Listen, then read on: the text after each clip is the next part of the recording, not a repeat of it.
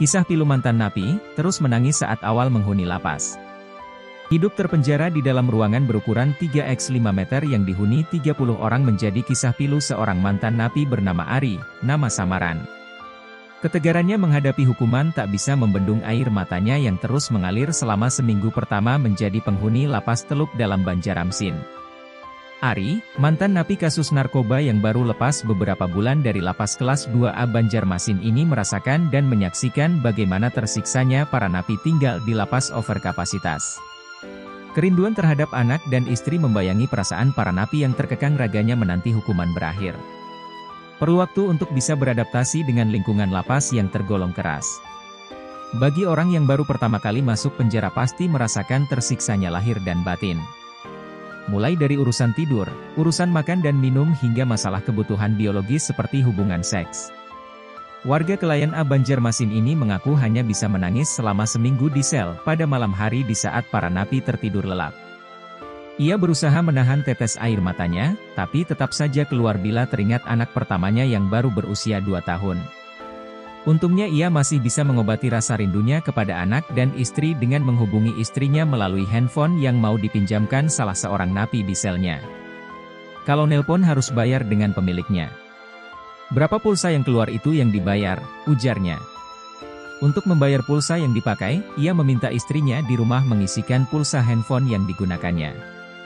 Walaupun sebentar, biasanya pemilik handphone meminta isikan pulsa Rp10.000. Bila lama biasanya membayar Rp20.000 tiap kali nelpon. Kepemilikan handphone tersebut sebenarnya dilarang di lapas. Untuk bisa membawa dan menggunakan handphone harus kucing-kucingan dengan petugas sipir penjara. Bila ketahuan pasti diambil petugas. Agar tidak ketahuan petugas, biasanya bunyi handphone hanya getar dan hanya digunakan pada malam hari. Bila ada razia biasanya para napi sudah mempersiapkan kantong plastik untuk membungkus handphone yang disimpan di dalam tanah, bebernya. Kehidupan di penjara memang keras, siapa kuat itu yang bertahan. Maksudnya, siapa yang berani tentu akan ditakuti dan disegani oleh para napi. Terkadang ada saja sesama napi yang berkelahi hanya gara-gara sebatang rokok. Kalau sudah berkelahi, para napi bukannya melerai, tapi malah bersorak gembira seakan-akan menyaksikan tontonan film gratis secara langsung. Bahkan, ada napi yang terluka karena tusukan benda tajam yang terbuat dari batang plastik sikat gigi. Bagi yang kalah tentu akan masuk rumah sakit, tapi bagi yang menang akan mendapatkan sanksi kurungan di sel hukuman disiplin. Biasanya tidak boleh dijenguk oleh keluarga selama beberapa hari sampai sanksi hukuman dicabut. Setiap bulan ada saja napi yang berkelahi karena saling tersinggung, ingatnya. Selain pengalaman sedih dan sengsara, ada juga pengalaman menarik yang ia rasakan ketika melihat para napi kasmaran dengan istri atau pacar yang menjenguk mereka. Tanpa malu pasangan ini bercumbu tanpa mempedulikan orang di sekitarnya. Pasangan ini larut dengan hasratnya sendiri. Rasa malu sudah tidak ada lagi di pikiran mereka karena dipenuhi dengan hasrat birahi.